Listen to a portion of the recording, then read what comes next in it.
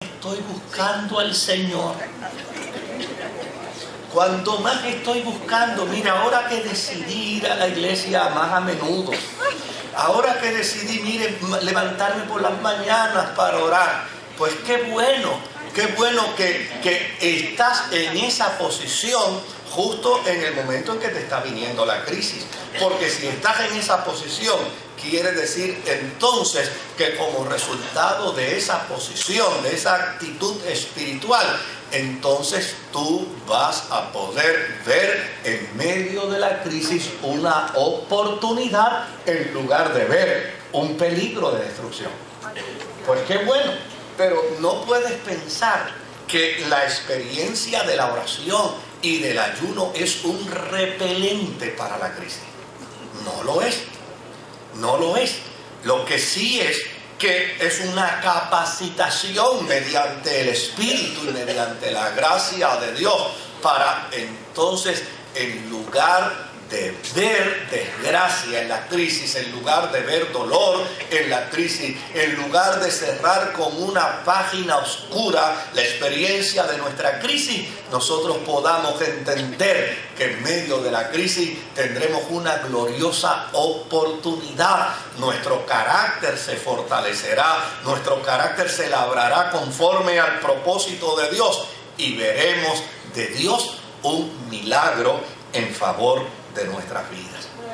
Así que otra de las cosas que podemos concluir en esta mañana con respecto a las crisis es que las crisis pueden ser el cincel de Dios para formar nuestro carácter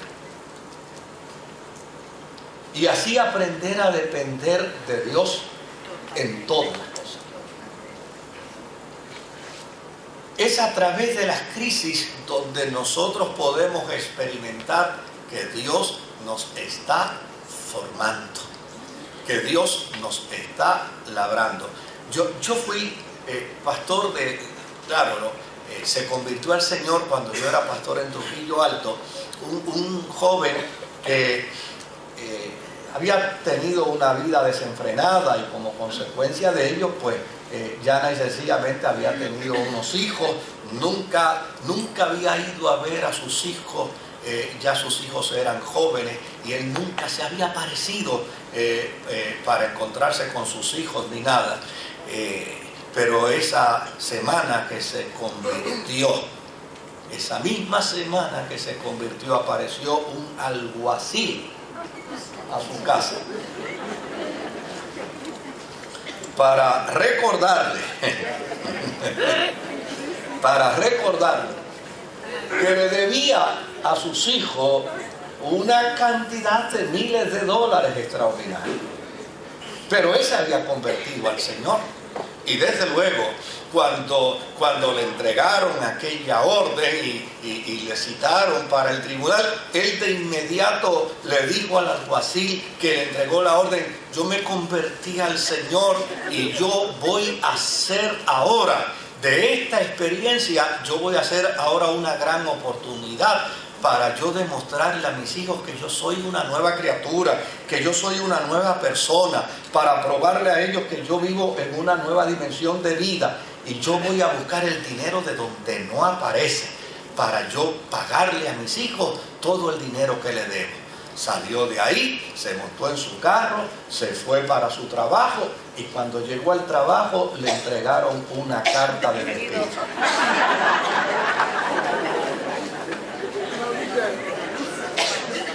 Y ahora con la carta de despido, resulta que no tiene para el día y mucho menos va a tener para pagar a sus hijos. Pero no solamente eso, al otro día un poquito de dolor de garganta, un poquito de dolor del cuerpo, va al médico, le mandan a hacer una serie de laboratorios y descubren que tiene una infección que ha invadido no solamente su garganta, sino que ha invadido sus riñones, ha invadido sus pulmones, y a la vuelta de unos días era un guiñapo,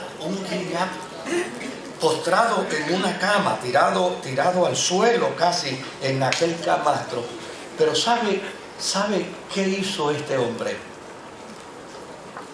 Este hombre una mañana se levantó. Sus vecinos no lo podían creer.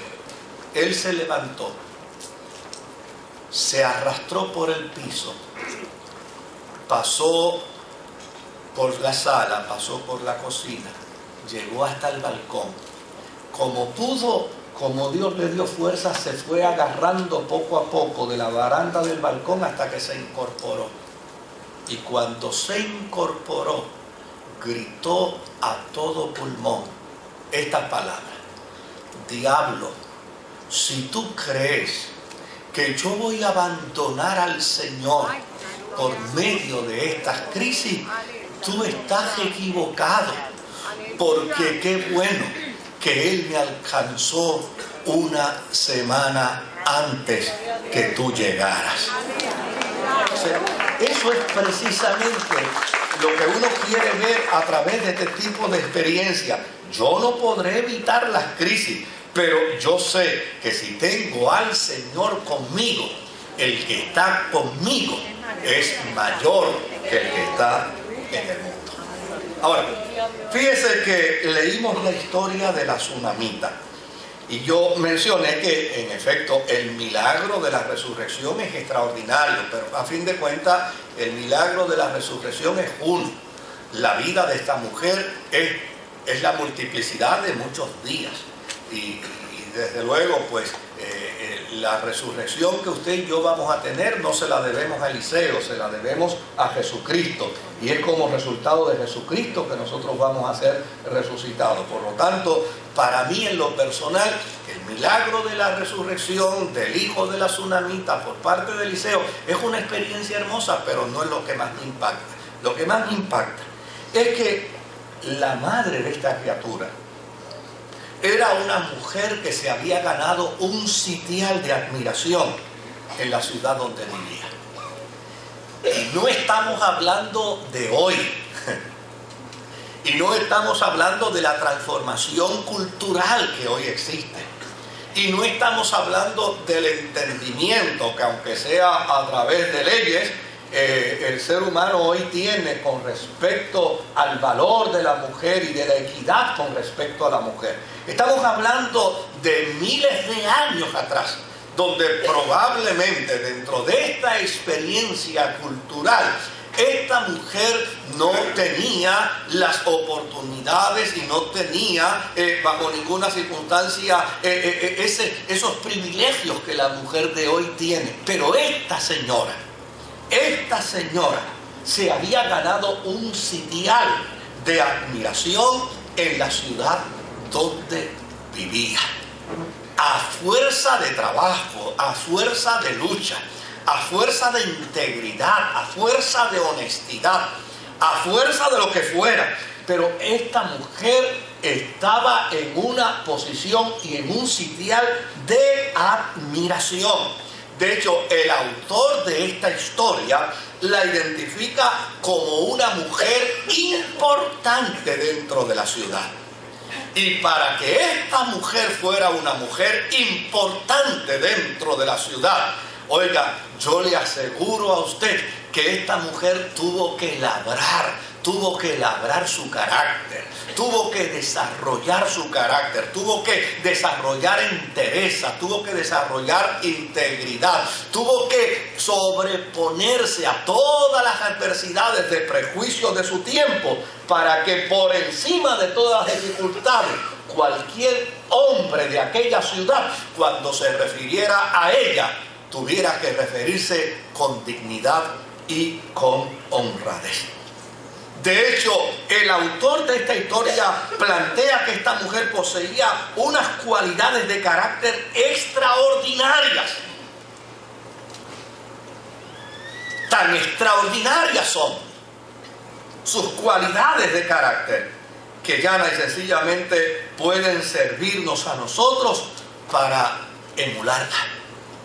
Esta mujer se convierte en las Sagradas Escrituras como un desafío para emular, como un desafío para nosotros descubrir que lo que ella tiene, lo que ella posee, nosotros también podemos trabajar con ello para lograrlo y para poseerlo.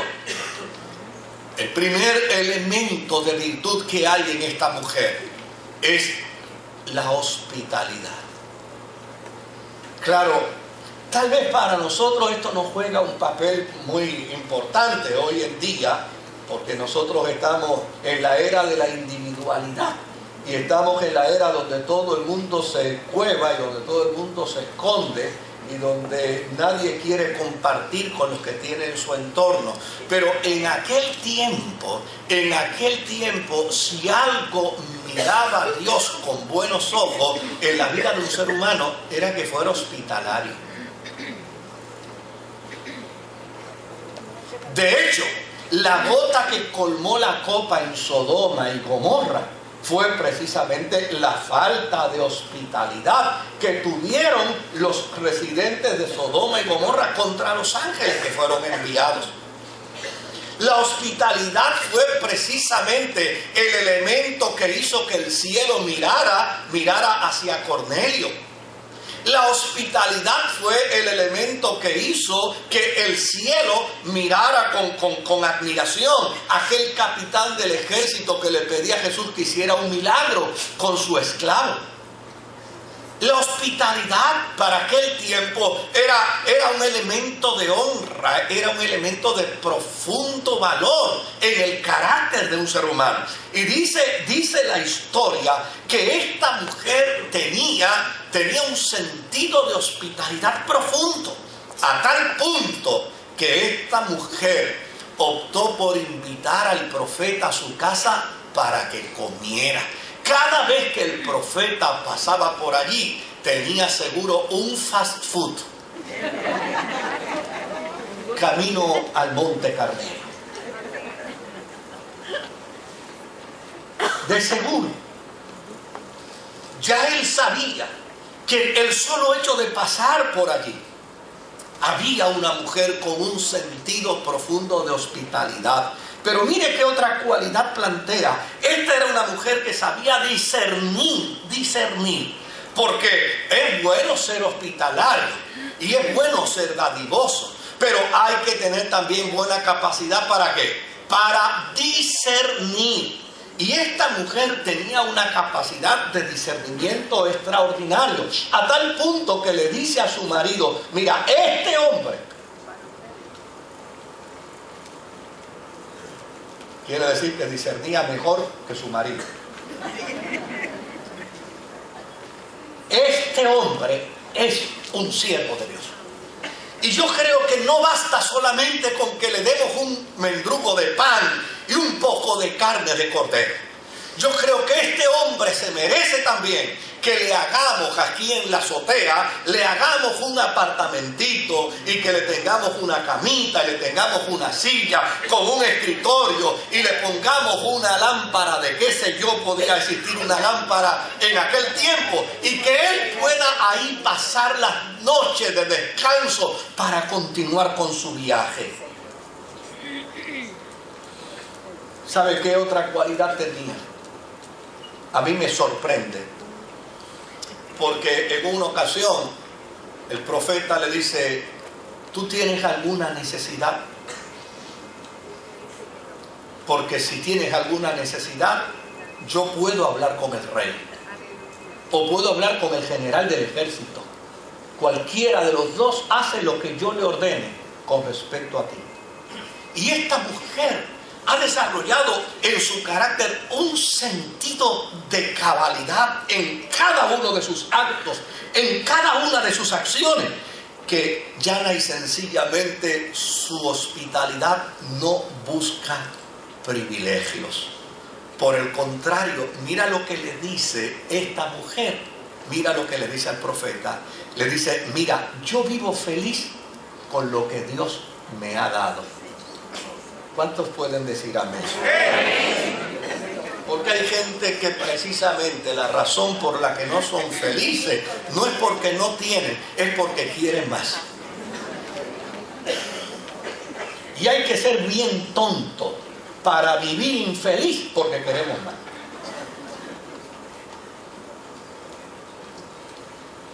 Lo segundo punto que esta mujer plantea es que se siente feliz donde Dios la ha colocado, donde Dios la ha puesto.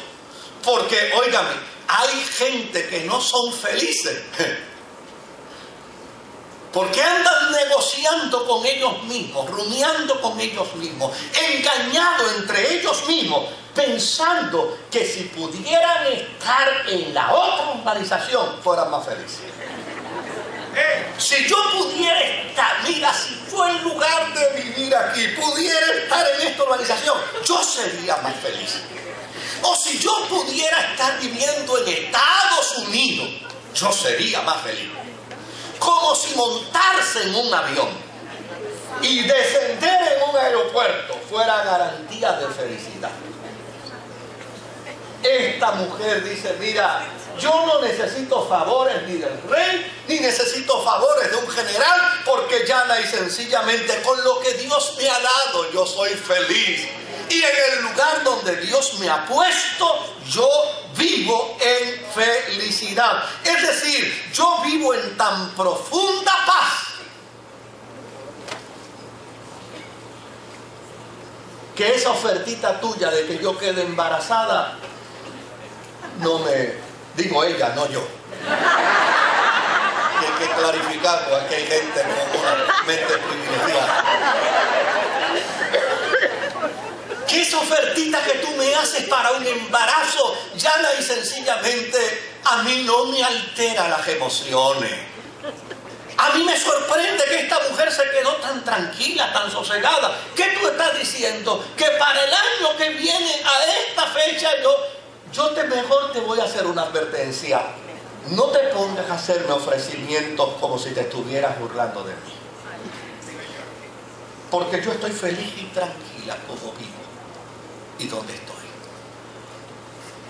Esta mujer día a día labraba su carácter para las crisis.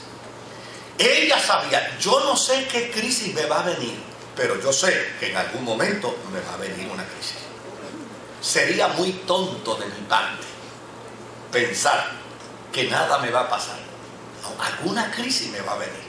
Entonces, ¿qué debo hacer? Como lo más seguro que yo puedo tener a lo largo de varios días es una crisis, entonces lo que yo debo hacer es comenzar a labrar mi carácter para que cuando esa crisis llegue, yo pueda estar ¿qué?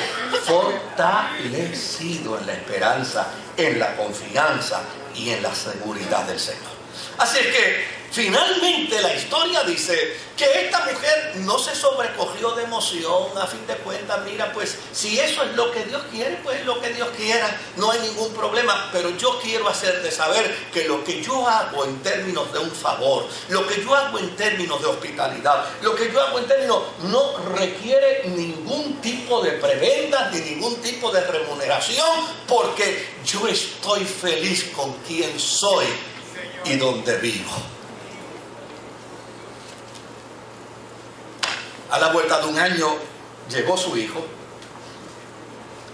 ella lo crió y ¿sabe qué me maravilla? Que lo dio a su esposo para que éste le modelara la cultura de trabajo. Porque ese es otro de los problemas que tenemos. Yo me voy a volver medio pastor pentecostal ahora para decir una cosa interesante. Hay gente que le pide a Dios bendiciones y después que obtienen las bendiciones, esas bendiciones son maldiciones para su relación con Dios.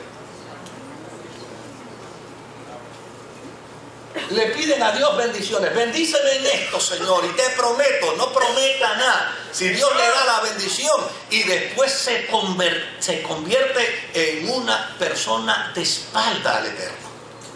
Le pedimos bendición a Dios de un buen trabajo y después dejamos de congregarnos. Le pedimos bendición a Dios con los hijos y después se nos olvida que el que nos dio los hijos necesita que le adoremos y le sirvamos. Y entonces nos entretenemos con nuestros hijos y nos olvidamos de Dios. Esta mujer tenía un sentido cabal de vida, un sentido cabal de administración, un sentido cabal de mayordomía, que Dios me dio este nene, pero no es para que yo lo malcríe, ni para que yo lo tenga como un engreído. Este nene tiene que aprender cultura. Así que papá, llévese el muchacho a labrar la tierra con usted. formarse como tiene que formarse, a desarrollarse como se tiene que desarrollar. Y fue precisamente estando con su papá trabajando que le vino un fuerte dolor de cabeza. El niño llega a la casa, la mamá lo pone en su falda. No había esos procesos de decir a qué hospital te llevo, llámame por ahí a un neurólogo a ver no había nada de eso. Simple y llanamente lo que había en ese momento era esperanza. Y el niño se le murió. Ahora, entrada en la crisis, una mujer que labra su carácter, mira cómo funciona. Una vez el niño se le muere, ella mantuvo el temple que la distinguía. Colocó al niño en la cama donde el profeta dormía, como queriendo decir, crisis no es señal de peligro, crisis es señal de oportunidad. Lo colocó en la cama del profeta, como quien dice, aquí fue donde empezó todo. Aquí fue donde empezó todo. Aquí. En el cuarto del profeta empezó la profecía. Donde empezó todo, aquí lo voy a colocar. Salió afuera, óigame, y sin desesperación, sin angustia, se paró frente a su marido y le dijo, óyeme, hay posibilidad de que tú me prepares un asna porque quiero ver al profeta.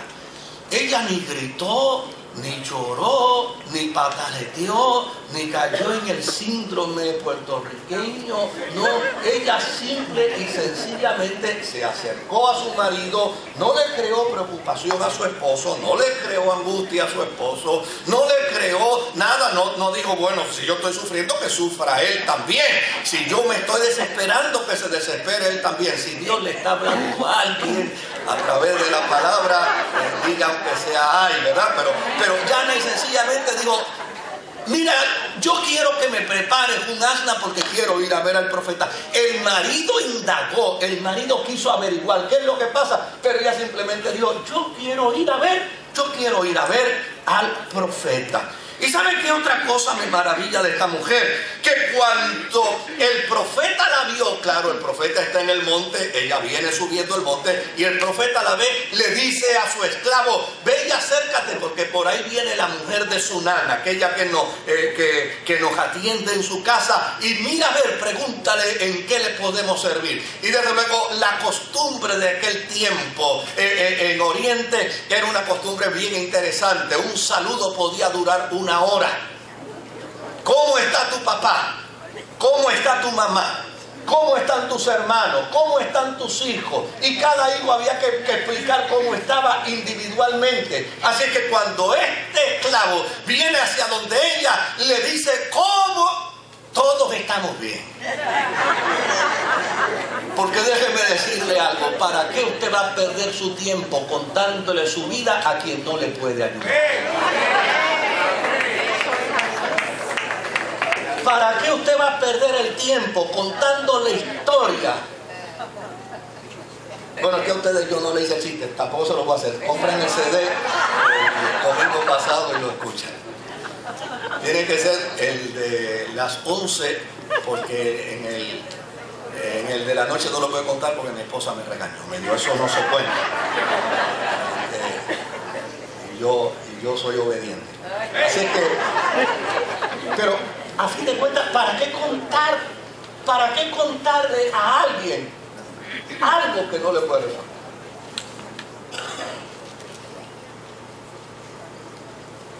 Tú no puedes resolverme nada, Jesse. Yo no voy a las ramas, yo voy al tronco. Subió, llegó hasta donde estaba el profeta y allí le confesó al profeta su congoja. Le planteó al profeta la situación. Me encanta algo, y es que el profeta le da una instrucción al esclavo: arranca con mi bastón. El pobre profeta es con bastón y casi no puede caminar, y le ha dado el bastón suyo al esclavo para que se vaya corriendo con su bastón y ve a la casa de esta mujer. Pero fíjese, esta mujer tiene un temple tan sosegado, tan balanceado, que le dice al profeta, no te preocupes, yo te sirvo de bastón, yo me quedo contigo. Tal vez otro hubiera salido corriendo detrás del esclavo, pero a fin de cuentas el hombre y la mujer de Dios no va corriendo detrás de nadie. Espera a Dios. Espera a Dios.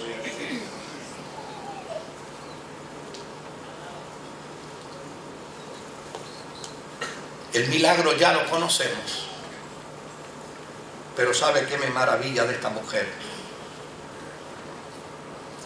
Que cuando terminó de operarse el milagro en su hijo, el profeta la llamó. Y el autor termina la historia de manera magistral. Dice, ella tomó al niño y salió. Y eso es magistral.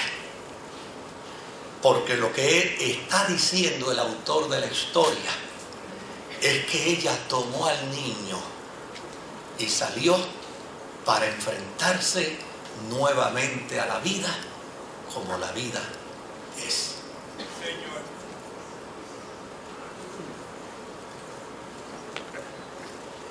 Ella tomó al niño y salió. Es decir, ya está el niño resucitado. Ya está el niño devuelto en mis manos.